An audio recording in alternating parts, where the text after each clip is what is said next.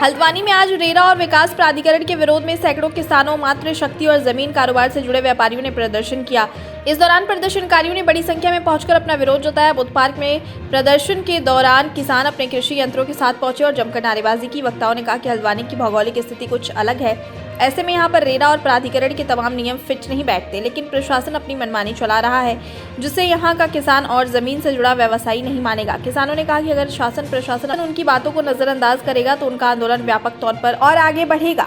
उन्हें किसानों का भरपूर साथ मिल रहा है और हर हाल में रेरा कानून को वापस लेना होगा, नहीं तो उनका आंदोलन निश्चित तौर पर एक व्यापक रूप ले लेगा, जिसकी उन्होंने पूरी तैयारी की है। वहीं इस दौरान किसने क्या कहा, आप भी सुनिए।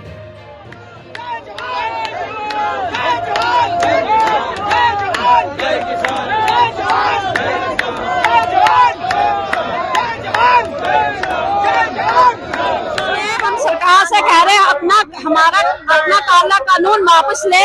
हमारी जमीनों पे हमारा हक है, हमें किसी की कुछ नहीं चाहिए, ना टीचर सिटी चाहिए, ना हमें रेरा कानून चाहिए। अपने कानून वापस ले ले। हम किसान हैं, हम अपनी जिंदगी जैसे जीते हैं वैसे सही है, हमें किसी के ऊपर नहीं। हम अपने बच्चे अपनी जमीन से पालते हैं। जमीन के लिए आए हैं, अपने जमीन के लिए हैं, अपने कानून को वापस लिए। हम इस जमीन से अपने बच्चों को कहाँ रखें? वापस नहीं लेते तो अगला कदम क्या रहेगा? हम कहाँ जाएंगे? हम उठने ही नहीं देंगे वहाँ से, ना उठेंगे ना किसी को उठेंगे। अपने ये हमें लाने की जरूरत इसलिए पड़ी कि किसान आ रहे हैं, मगर सरकार को कोई जू नहीं है कि कोई हम इसके आंदोलन के खिलाफ है। ये रेरा के अधिनियम के खिलाफ है और ट्विन सिटी के भी खिलाफ है। और हमारी भूमि हमारा अधिकार होना चाहिए, ना कि सरकार का। हमें किसी चीज के लिए जरूरत पड़ती है तो हम अपनी जमीन बेच सकते हैं। अगर ये हमारी जमीन ले लेंगे तो हम कहाँ जाएंगे, कहाँ बच्चों की पढ़ाई कराएंगे? आजकल पढ़ाई इतनी महंगी है कि कुछ ना कुछ करके ही बच्चों को पढ़ाया जा सकता है। कुछ दिनों से लगातार किसान रेरा के विरोध पर लड़ रहे हैं, क्योंकि 30 फुट की जहाँ पर 30 फुट की चौड़ाई है, भाबरी क्षेत्र हमारा ऐसा है कि यहाँ पर किसी भी हालत में, किसी भी कंडीशन में जो है रोडें नहीं बन सकती। 30 फुट की अगर 50 की गहराई तो 30 फुट की अगर रोड बनेगी तो केवल 20 फुट जमीन आपके पास रह जाती है। हमारे बाप दादाओं ने, पितरों ने जो जमीन हमें दी थी, उस जमीन में कब्जा करने का इनका क्या मतलब होता है? 90 साल की जब महिलाएं इनको वोट देने जाती है, उन्हें ये भी पता नहीं होता कि वो घर जा पाएंगे या नहीं जा पाएंगे।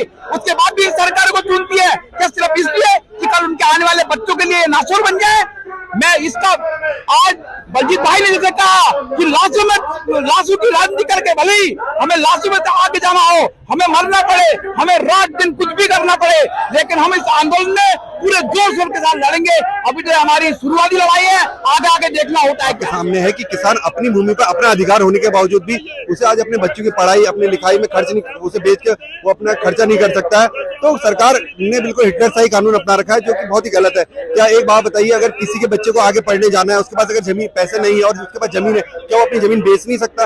अरे मैं कह रहा हूँ उसको बेचने का अधिकार तो होना चाहिए। और मैं कहता हूँ कि किसान को यह अधिकार तो है कि उत्तराखंड निवासियों को ही बेचे जमीन, जरूरी नहीं कि बाहर के लोगों को यहाँ बसाए। तो ये जमीन उसका अपना अधिकार है और वो अपने अधिकार को जमीन में बेचना चाहिए। हमारे भाई लोग माननीय मुख्यमंत्री से मिलने गए थे, वहाँ पर कोई उन्हें अच्छा सा आंसर जवाब नहीं मिल पाया। मुख्यमंत्री जी ने कहा मैं संज्ञान को ध्यान में रख रहा हूँ, मगर उन्होंने इस बारे में कोई संज्ञान में नहीं लिया। कल हमारे भाई जो हमारे शहर के विधायक हैं सुमित हृदय जी ने इसको विधानसभा में उठाया, इस मुद्दे को। देखो विधानसभा बात चल रही है और किसान को अभी तक कोई सरकार द्वारा कोई भी अभी सही सा जवाब नहीं दिया गया है। काश्तकार आज परेशान है। आज भारी मात्रा में किसान आके यहाँ पर इस काले कानून का विरोध करेगा। अभी तो लियंगड़ाई है, आगे बहुत लड़ाई है हमारी। देखिए ऐसा है कि अभी तो लियंगड़ाई है, आगे और लड़ाई है। बड़ा जुल्ला हम पर बहुत फिट बैठता है।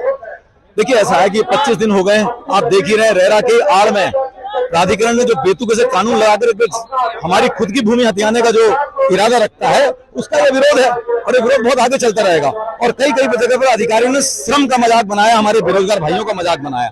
ये सब उसके खिलाफ भी है। एक नए उत्तराखंड आंदोलन की जरूरत है इस स्टेट को, विशेष तौर पर कुछ ऐसे लोगों के खिलाफ जो लोग इस स्टेट के अंदर सिर्फ इसलिए आए कि उनको पैसा कमाना है। आज हम युवाओं, बेरोजगारों सबको ऐड करेंगे आने वाले दिनों में, इसमें आप देखते जाइए।